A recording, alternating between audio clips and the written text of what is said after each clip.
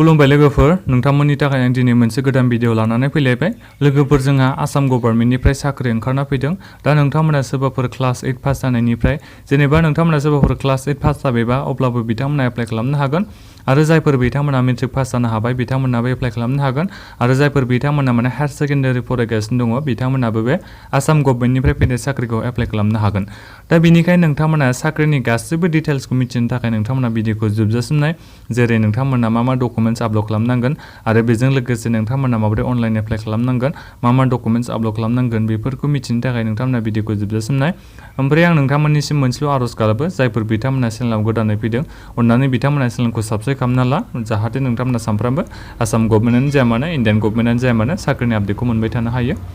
लोगोफोर आं नोंथांमोना दायो एडभार्टाइजमेन्टखौ खोन्थानि बेहाय बुंदों लोगोफोर जोंहा इरिगेशन डिपार्टमेन्टनिफ्राय फैदों लोगोफोर बे साख्रिया दा बेहाय साख्रिनि नामखौ आं नोंथांमोननो खोन्थानि बेहाय नुदों पस्ट नेम साख्रिनि नामा लोगोफोर ग्रेड 4 नि थाखाय फैदों जोंहा दा बेहाय गासै टटेल भेकेन्सिया 227 ता दङ होनना बेहाय बुंदों लोगोफोर दा बे लोगोफोर बे 227 ता साख्रिया बबे डिभिजन एबा बबे डिस्ट्रिक्टआव फैदों आं बेखौ नोंथांमोननो खोन्थानि बे 227 ता साख्रिया लोगोफोर गलाघाटआवबो दङ शिबसागरावबो दङ होनदों जरहाट रङिया बङाइगाव मंगलदै तेजपुर गलपारा नलबारि नगाव तिनिसुकिया गुवाहाटी बेफोर जायगायाव जोंहा माने बे लोगोफोर 227 ता साख्रिनि पस्टार दं होननानै बे बुंदों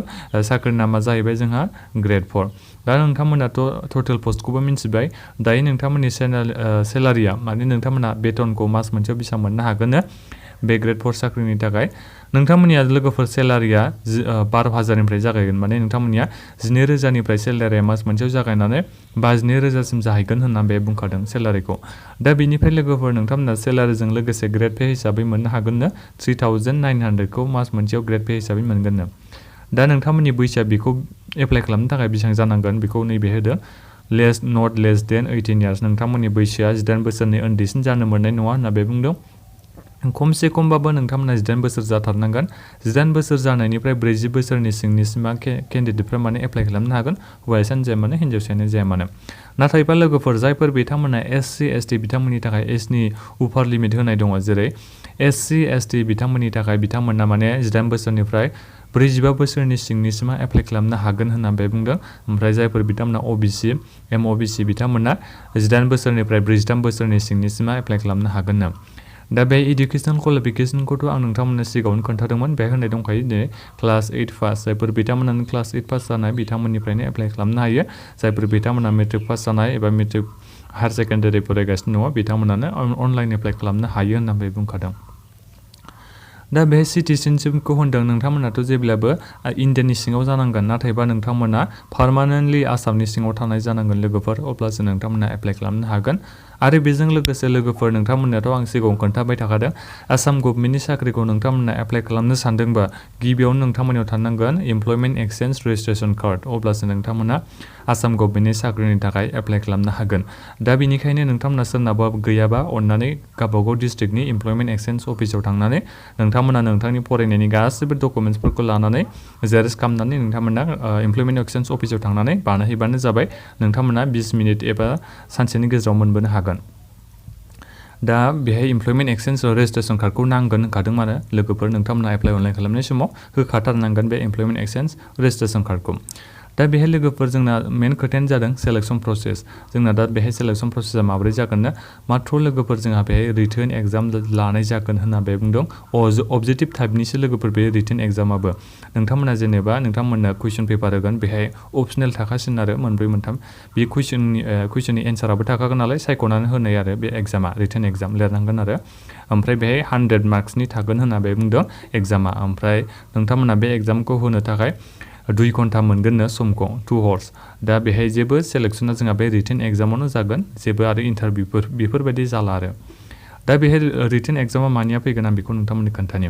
जेनेरेल नलेज बेथ' थाखागोन 50 मार्क्स थागोन लोगोफोर बे जेनेरेल नलेजाव ओमफ्राय जेनेरेल इंलिसाव 25 मार्क्सनि थागोन बे जेनेरेल इंलिसाव जेरै ग्रामार बेफोरनो फैजोबगोन ओमफ्राय नोंथांनि लेंगुवेज स्किलखौ नायनाय जागोन बेहाय आसामिस होदों नाथाय बे लोगोफोर बड' दा जोंहा बड' जाखाबाय नालाय नोंथांमोना लेंगुवेज स्किल थानांगोन बड'आव माने बेहाय लोगोफोर नोंथांमोना मा लिरनो रोंनांगोन बर' एसे राइटिं लेटार राइटिं नोंथांमोना बर'आव लिरनो रोंनाय जानांगोन होनना बे बुंखादों माने बेहाय लेंगुवेज स्किलखौ नायगोन नालाय बेनिखायनो बे बर'नि लेटार राइटिं लिरनाय एबा एप्लिकेसन लिरनाय एसे लिरनाय बिदि होगोन आरो बिनिफ्राय लोगोफोर एप्लाइ अनलाइन खालामनो थाखाय नोंथांमोना जेनेबा नोंथांमोनाथ' एप्लाइ अनलाइनथ' खालामनो हागोन नाथायबा नोंथाङा बबे साख्रिखौ बबे मोनसे साब डिभिजननि साख्रिखौ एप्लाइ खालामनो सानदों बेखौ नोंथांमोना सेलेक्ट खालामनानै एप्लाइ खालामनांगोन जेरै गलाघाटनिखौ एप्लाइ खालामनो नागिरदोंबा नोंथांमोना भिडिअ डिसक्रिप्सनाव नुनो मोनगोन बे भिडिअ डिसक्रिप्सनाव गलाघाटनि एप्लाइ अनलाइन लिंक होननाय बेहाय नोंथांमोना थांनानै एप्लाइ अनलाइन खालामहैबानो जाबाय जायफोर बिथांमोना गलाघाटनिखौ एप्लाइ खालामनो सानदों ओमफ्राय जायफोर बिथांमोना शिबसागर जरहाट शिबसागरनिखौबो आं नोंथांमोननो होनानै दोनखादों भिडिअ डिसक्रिप्सनाव एप्लाइ अनलाइन लिंक नोंथांमोना चेक खालामबानो जाबाय रङिया बङाइगाव मंगलदै बेफोरनि गासिबो एप्लाइ अनलाइन लिंकखौ नोंथांमोना भिडिअ डिसक्रिप्सनाव मोननो हागोन फारि फारियै गुवाहाटि दङ तिनसुकिया नगाव नलबारि तेजपुर नोंथांमोना गासिबो बेफोरनि अनलाइन एप्लाइ लिंकखौ भिडिअ डिसक्रिप्सनाव मोननो हागोन बेनिखायनो नोंथांमोना भिडिअ डिसक्रिप्सनाव चेक खालामहैबानो जाबाय एडभार्टाइजमेन्टखौबो नोंथांमोना भिडिअ डिसक्रिप्सनाव मोननो हागोन दा बेखिनियानोमोन लोगोफोर नोंथांमोननि आं गासिबो डिटेल्सखौ खोन्थाजोब्बायानो नोंथांमोना एप्लाइ खालामनायनि सिगां एडभार्टाइजमेन्टखौ डाउनलड खालामनानै नाय जाहाथे नोंथांमोना जेबो कनफिउजन थाबावा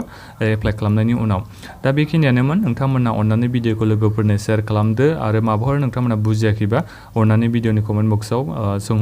सोंहरबानो जाबाय आरो बेजों लोगोसे बड' जब निउस चेनेलनि WhatsApp ग्रुपआव नोंथांमोना कुइसन खालामनो हागोन जायफोर नोंथांमोना फल' खालामाखै अननानै भिडिअनि डिसक्रिप्सनाव बड' जब निउस चेनेलनि WhatsApp ग्रुपनि लिंकखौ नोंथांमोना मोननो हागोन नोंथांमोना जइन जाबानो जाबाय बे लिंकआव थांनानै दा बेखिनियानोमोन ओमफ्राय नोंथांमोना चेनेलाव सोरबाफोर गोदानै फैदोंबा अननानै चेनेलखौ साबस्क्राइब खालामबानो जाबाय जाहाथे नोंथांमोना सानफ्रोमबो साख्रिनि आपडेटखौ मोनबाय थानो हायो गोजोन्थों लोगोफोर